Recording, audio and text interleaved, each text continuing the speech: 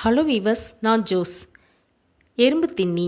இந்த எறும்பு தின்னின்றது அதோட தோல் பார்த்திங்கன்னா ரொம்ப திக்காக இருக்குமா. அதோட தோல் நம்ம நகங்கள் மாதிரி கெரட்டினால் ஆனது அப்படின்னு சொல்கிறாங்க.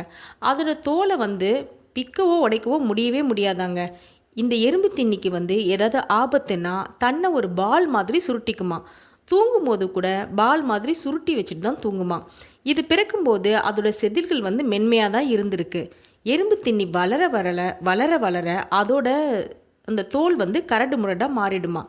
வாழ்நாள் முழுவதும் எறும்பு கரையானை மட்டும்தான் சாப்பிடுமா. வருஷத்துக்கு 8 கோடி எறும்புகள் வரைக்கும் எறும்புகள் கரையான் இதெல்லாம் சாப்பிட்ருக்குமா. புற்றுக்குள்ளே இருக்கிற எறும்புகளையும் கரையானையும் பிடிக்கிறதுக்கு தன்னோட பிசுபிசுப்பான நீட்டான நாக்கை பயன்படுத்துமா. செரிமானம் சரியாக நடக்கிறதுக்காக குட்டி குட்டி கூழாங்கலையும் சாப்பிடுமா. எறும்பு கரையான் மட்டும் சாப்பிட்றதால இதுங்களுக்கு பற்களே கிடையாதான்.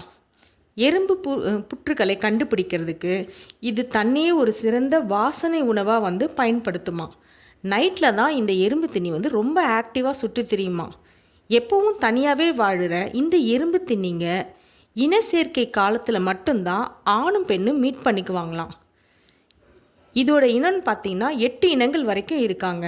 இது வெளியிடுற ஒரு வகை பேட் ஸ்மெல் எதிரிகள் கிட்டேருந்து அதை பாதுகாக்க உதவுமா. ஆப்பிரிக்கா, ஆசியா நாடுகளில் இந்த எறும்பு தின்னிகள் அதிகமாக காணப்படுது.